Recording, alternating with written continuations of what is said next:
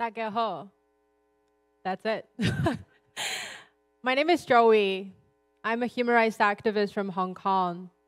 I'm also a Freedom Fellow with the Human Rights Foundation, the Asia Pacific Coordinator for the World Liberty Congress, and also a staff member at the National Democratic Institute, NDI. That's a lot of hats. And behind all these hats that you often see me wearing, what you don't see is that I'm also a sister, a daughter, and a granddaughter. Back in Hong Kong, I was one part of this historically massive pro-democracy movement defending Hong Kong's democratic freedoms against the Chinese communist regime's encroachment.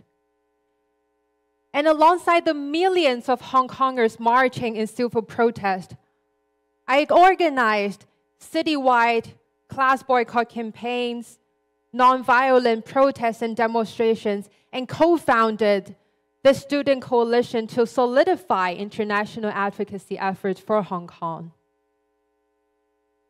And because of that, because of my involvement as a public-facing student leader, for over a year, I was constantly followed, surveilled, harassed.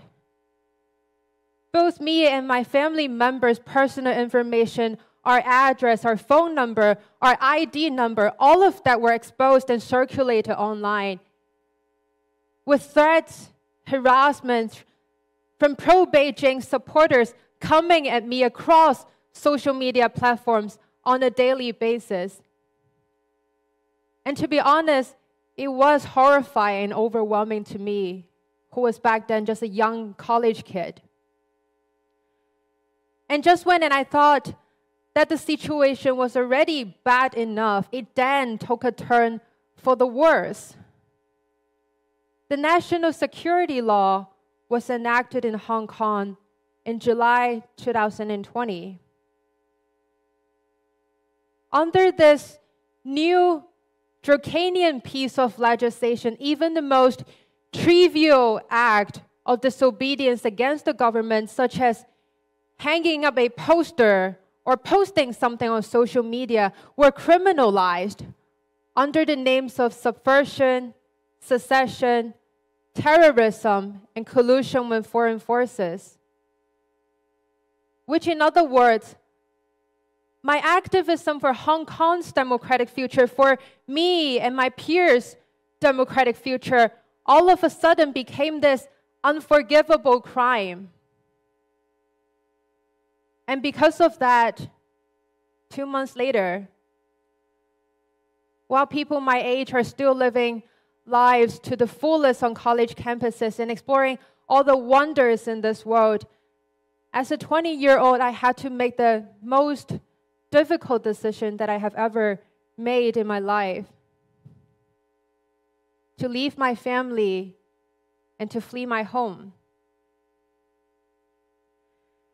And that night in September, I packed up this small, tiny pink suitcase that I have. I said goodbye to my brother and my grandmother, not knowing when would be the next time I see them, and left for the airport. And the moment I boarded the plane, I know that I am taking off my hat as a sister, as a daughter, and as a granddaughter to be an advocate for Hong Kong.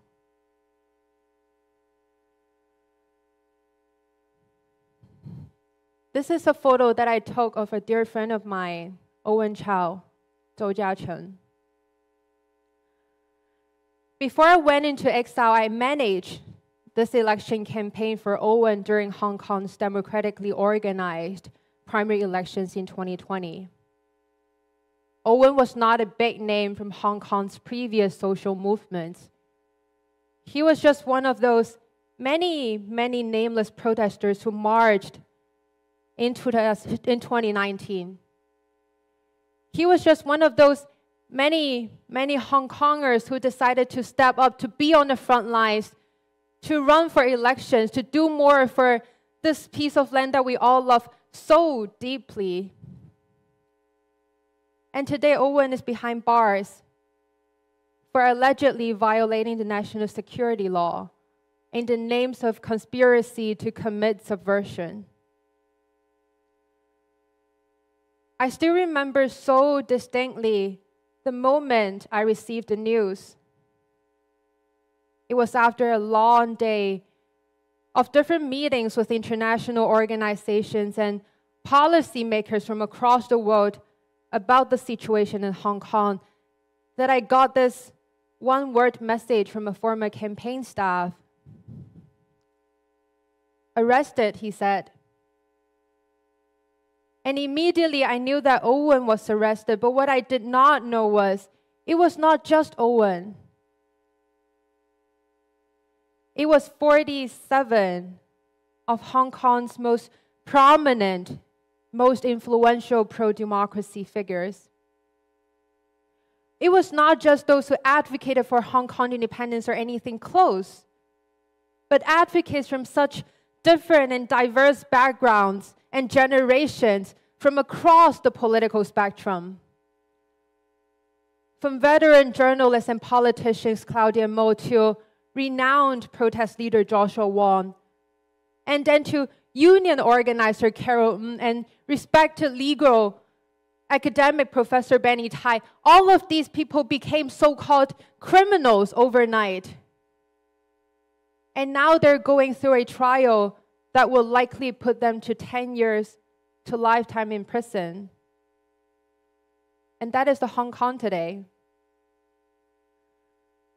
In 1997, when Hong Kong was handed over from the British government to the People's Republic of China, our people, Hong Kongers, were promised that we will be enjoying a high level of autonomy, rule of law, fundamental rights, and basic freedoms. And all of these promises are documented in this declaration, the Sino-British Joint Declaration. This UN-registered international agreement was signed between the two governments under the witness of the international community. And this very declaration was supposed to hold the PRC government accountable to the promises it made to the people of Hong Kong. But look at where we are today. Hong Kong is such a small city of only 7 million people. It was once famous for being this international financial center with such a vibrant civil society. And now today we're famous for being this city with over 1,650 political prisoners who are still serving ridiculously lengthy prison time simply for marching for Hong Kong's democratic freedoms and rights. The Chinese Communist Party's intentions are crystal clear by this point. They did not just want to silence the 47 pro-democracy activists in Hong Kong. They did not just want to silence those who marched in 2019. They wanted to silence every single Hong Konger in Hong Kong and every dissident within and beyond the territories under their control. The national security law's extraterritorial reach, the constant military drills around Taiwan, the non-stop economic sanctions, coercions, and threats to democratic countries, combined with the escalating transnational repression in the forms of secret police stations, community infiltration, online smear campaigns, or even physical attacks and harassments, none of us, even in exile or when in this democratic country like Taiwan, is actually safe or free from their oppression. And unfortunately, we're seeing these very, very same tactics deployed by the Chinese Communist regime, manipulated by other dictators across the world against their people, against the pro-democracy advocates from Burma, Iran, Venezuela, and so many other places. As Xi Jinping shakes hands with Vladimir Putin and dictators across the world, we're seeing them quickly forming this autocratic alliance attempting to further encroach on the democratic values that we are fighting so hard for. And from Hong Kongers to Taiwanese, from Uyghurs to Tibetans, our communities are truly the canaries in the coal mine that so well illustrated these dictators' endless aggressions and horrifying ambitions. And the free world cannot afford to ignore our plights.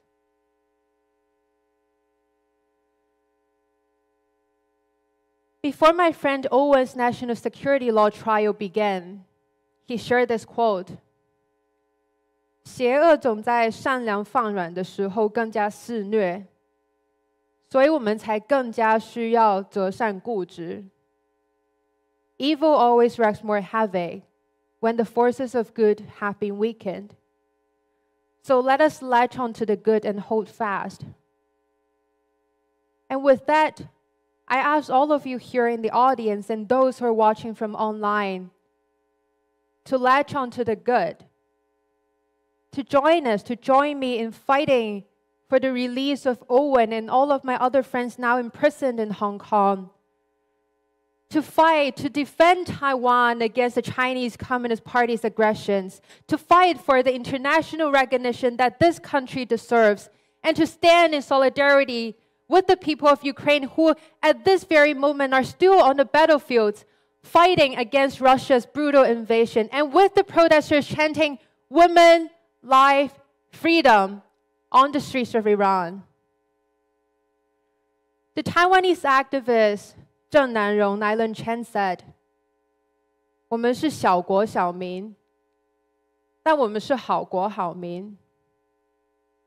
We as a nation, a people, are small in number, yet magnificent in character. For Hong Kongers and Taiwanese, our communities are so tiny in number, but we know that we will always be this magnificent force of good against authoritarianism within our countries and beyond. Our global futures are intertwined. And democracy prevails only when we unite in solidarity. And as Hong Kongers continue to fight for our democratic freedoms, we promise to always, always fight shoulder to shoulder with you for your democratic freedoms too. Because we know that in this very global battle against dictatorship, Hong Kong wins only when Taiwan wins. And we win only when the people of Burma, Iran, and Venezuela also win. And I want to ask all of you here to continue to stand in solidarity with us, and more importantly, to start acting in solidarity with us, to collectively fight for this democratic future that we all will be sharing, to continue fighting with us until the day we no longer have to fight in solidarity or to defend our deserved values in solidarity, but then to celebrate our freedoms in solidarity. Thank you.